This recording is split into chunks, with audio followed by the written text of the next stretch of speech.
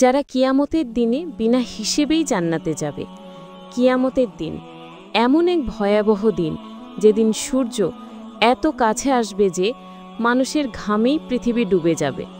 সেই দিনে প্রতিটি মানুষ নিজ নিজ আমলের হিসেব নিয়ে কাঁপবে, ভয় পাবে, বলবে নাফসি নাফসি, অর্থাৎ আমি, শুধু আমি। কিন্তু তুমি কি জানো, এমন কিছু সৌভাগ্যবান মানুষও থাকবে যাদের আল্লাহ তাআলা কোনো হিসেব নিকাশ ছাড়াই সরাসরি জান্নাতে প্রবেশ করাবেন। কিয়ামতের দিনের ভয়াবহতা। কিয়ামত হবে 50,000 বছরের সমান দীর্ঘ। সূর্য মানুষের মাথার উপরে মাত্র 1 মাইল দূরে থাকবে। মানুষ ঘামে ভেজে যাবে, কেউ হাঁটু পর্যন্ত, কেউ কোমর পর্যন্ত, আর কেউ ঘামে ডুবে যাবে। সেদিন ধনীরা তাদের সম্পদ হারাবে, ক্ষমতাবানরা হারাবে মর্যাদা, এবং সবাই আল্লাহর সামনে দাঁড়াবে নগ্ন, একা, অসহায়ভাবে। কোরআনে আল্লাহ বলেন, যেদিন পৃথিবী কাঁপবে, তার ভার উগরে দেবে, আর মানুষ বলবে এ কি হচ্ছে। সূরা জিলজাল। বিনা হিসেবেই জান্নাতে যাবে যারা। সহিহ বুখারীর একটি হাদিসে রাসূলুল্লাহ সাল্লাল্লাহু আলাইহি ওয়াসাল্লাম বলেছেন, আমার উম্মতের মধ্যে 70,000 জন এমন মানুষ থাকবে যারা বিনা হিসেবেই জান্নাতে প্রবেশ করবে। সাহাবীরা জিজ্ঞেস করলেন, ইয়া রাসূলাল্লাহ সাল্লাল্লাহু আলাইহি ওয়াসাল্লাম, তারা কারা? নবীজি উত্তর দিলেন, তারা হলো সেই সব মানুষ যারা রুকিয়া করে না, কুসংস্কার বিশ্বাস করে না, ভাগ্য গণনা করে না, এবং আল্লাহর উপর পূর্ণ ভরসা রাখে। অর্থাৎ তারা শুধু আল্লাহর উপর নির্ভরশীল। তাদের বিশ্বাস, যা কিছু ঘটে আল্লাহর অনুমতি ছাড়া কিছুই ঘটে না। তাদের বিশেষ গুণাবলী। এরা সেই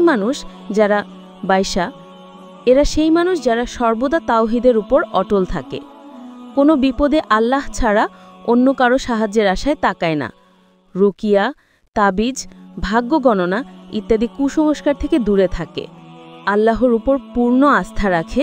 যেমন নবী ইব্রাহিম আলাইহিসসালাম আগুনে নিক্ষিপ্ত হয়েও বলেছিলেন, আমার জন্য আল্লাহই যথেষ্ট, তিনিই উত্তম ব্যবস্থা গ্রহণকারী।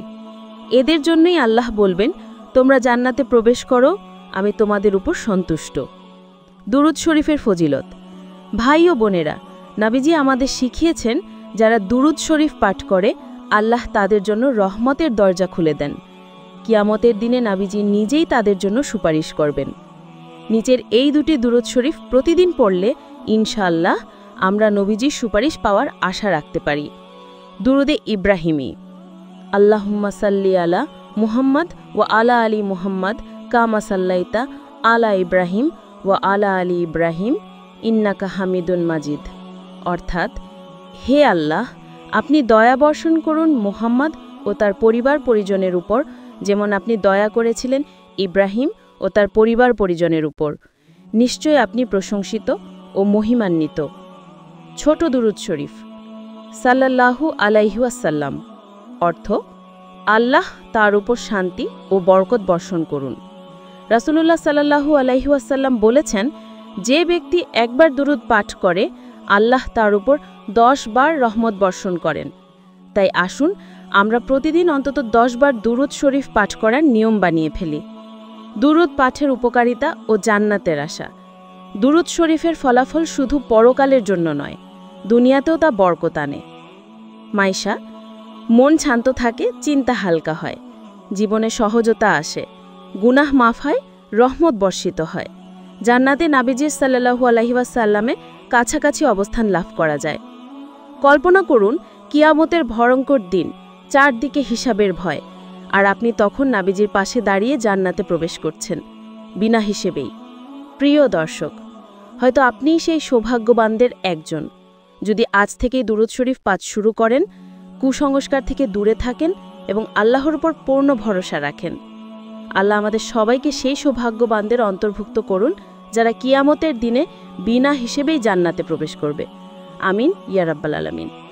যদি ভিডিওটি আপনার মনে একটু হলেও আলোর ঝিলিক জাগিয়ে তোলে, তাহলে শেয়ার করুন আপনার প্রিয়জনের সাথে, কারণ হতে পারে আপনার এক শেয়ার কারো জান্নাতের পথে প্রথম পদক্ষেপ। ইসলামী ভিডিও পেতে চ্যানেলটি সাবস্ক্রাইব করুন, লাইক দিন, কমেন্টে বলুন, আল্লাহ আমাদের সবাইকে ক্ষমা করুন।